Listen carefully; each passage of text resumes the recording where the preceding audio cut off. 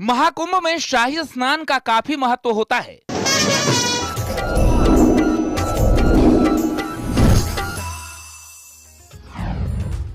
महाकुंभ में कहां से आते हैं नागा साधु। नागा साधु जीते हैं बेहद कठोर जिंदगी। नागा साधुओं के 7 कड़े नियम क्या हैं? महाकुंभ में सबका ध्यान अपनी तरफ जो खींचते हैं उनका नाम है नागा साधु। नागा साधुओं का दल जहां से भी गुजरता है देखने वालों की भीड़ लग जाती है। सबसे पहले वेशभूषा को लेकर वो लोगों को चौंकाते हैं, साथ ही उनकी जिंदगी के बारे में जानने की उत्सुकता सभी में होती है। महाकुंभ हो या कोई भी कुंभ, नागा साधुओं के बिना अधूरा ही माना जाता है। सवाल ये है कि आखिर नागा साधु आते कहां से हैं और कहां चले जाते हैं। साथ ही सवाल ये भी है कि नागा साधुओं की जिंदगी कैसी होती है। कहते हैं कि नागा साधुओं को 7 ऐसे कठोर नियमों का पालन करना होता है जो आम इंसानों के बस की बात नहीं है। महाकुंभ में नागा साधुओं के आने की बड़ी वजह भी होती है, जिसके बारे में हम इस वीडियो में जानेंगे। साथ ही ये भी जानेंगे कि नागा साधुओं के वो 7 कठोर नियम क्या है जिनका पालन करना सबके बस की बात नहीं है। दरअसल महाकुंभ में या फिर किसी भी कुंभ में दिखने वाले नागा साधु कहाँ रहते हैं ये कोई बता नहीं सकता, क्योंकि एक तो ये हमारे आपकी तरह एक घर बनाकर नहीं रहते, क्योंकि इनका स्थायी ठिकाना होता ही नहीं है। वो किसी भी एकांत जगह में रहते हैं जहाँ कोई चाह कर भी ना जा पाए। वहीं महाकुंभ में नागा साधुओं के आने की वजह ये होती है कि शाही स्नान में सबसे पहले उनके नहाने के नियम हैं। महाकुंभ के शाही स्नान में सबसे पहले संगम में डुबकी नागा साधु ही लगाते हैं। उसके बाद ही कोई और संगम में नहा सकता है।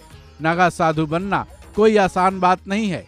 नागा साधु बनने से पहले इनको कई प्रक्रियाओं से गुजरना होता है, जिसमें सबसे पहले खुद के ही शरीर का वो अंतिम संस्कार और पिंडदान करते हैं। उसके बाद उनको संन्यास की दीक्षा दी जाती है। फिर कई तरह की प्रक्रियाओं से गुजरने के बाद आखिरी प्रक्रिया होती है। ये प्रक्रिया बेहद तकलीफदेह होती है, क्योंकि इस प्रक्रिया को लिंग तोड़ प्रक्रिया कहते हैं। ये प्रक्रिया कैसे की जाती है ये केवल नागा साधुओं को ही मालूम होती है, क्योंकि ये एक गुप्त प्रक्रिया है।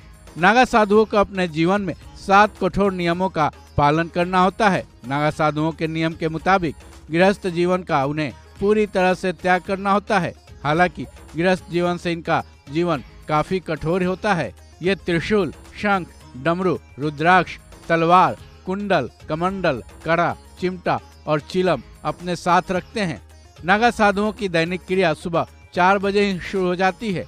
सुबह 4 बजे उठकर नित्य क्रिया से फारिग होने के बाद स्नान और श्रृंगार करते हैं, जिसके बाद वो हनन, प्राणायाम, कपाल क्रिया, ध्यान और नौलिक क्रिया करते हैं। नागा साधुओं को पूरे दिन में केवल एक बार शाम को भोजन करना होता है। ये भगवान शिव के भक्त होते हैं। हालांकि ये गृहस्थ की तरह घरों में नहीं रहते, लेकिन नागा अखाड़े के आश्रम और मंदिरों में नागा साधु कभी कभार निवास करते हैं। कई बार ये गुफाओं और हिमालय पर तप के लिए निकल पड़ते हैं। फिर भी ये भ्रमण के दौरान गाँव में झोपड़ी बनाकर धुनी भी रमाते हैं। साथ ही नियमों के मुताबिक ये कहीं भी पैदल ही भ्रमण करते हैं। नागा मंडली के नए नागा साधु महज एक लंगोट में रहते हैं, लेकिन कुंभ में वो अंतिम प्रण लेते हैं और उसके बाद अपने लंगोट का त्याग कर देते हैं। उसके बाद से उनकी पूरी जिंदगी नग्न अवस्था में ही बीतती है। इस खबर में बस इतना ही। बाकी अपडेट्स के लिए जुड़े रहें वन इंडिया हिंदी के साथ।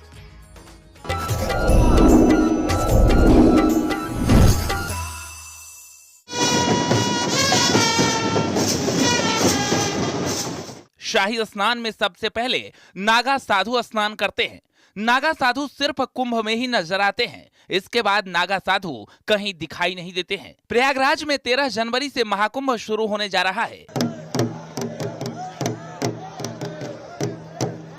हिंदू धर्म में कुंभ मेले का काफी महत्व माना जाता है। लाखों श्रद्धालु इस मेले में आते हैं। मेले की भव्यता देखते ही बनती है।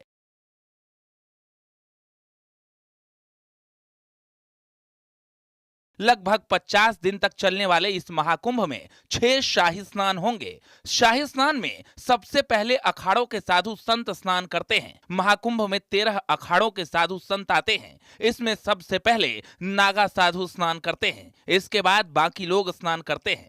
कुंभ 12 साल में एक बार होता है। नागा साधु कुंभ में अपनी परंपरा और रिवाज निभाने के लिए आते हैं।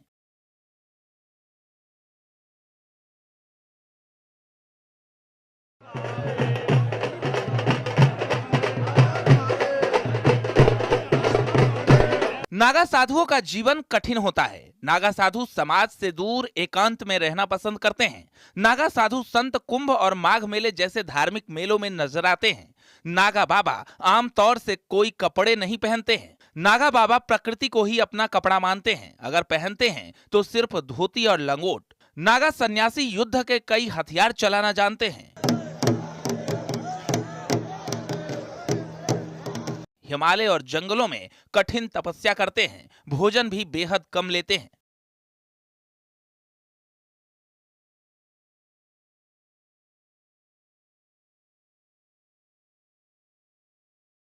नागा साधु अलग अलग अखाड़ों से जुड़े रहते हैं। नागा साधुओं को शांति में तप करना पसंद होता है। नागा साधु भगवान शिव के भक्त होते हैं।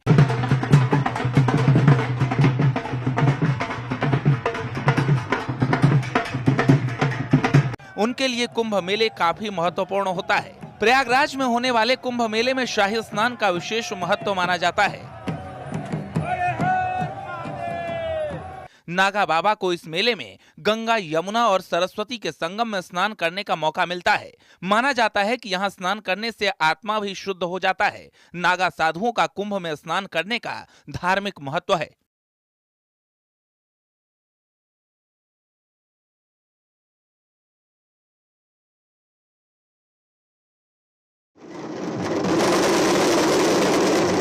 कुंभ मेले में नागा साधु आपस में मिलते हैं, एक दूसरे से बातें करते हैं। यहाँ पर लोगों को नागा साधु पहाड़ों और जंगलों में चले जाते हैं। वहीं कुछ साधु हिमालय की गुफाओं में कठोर तप करने लगते हैं। यहाँ पर नागा साधु फल और पानी पर ही जिंदा रहते हैं।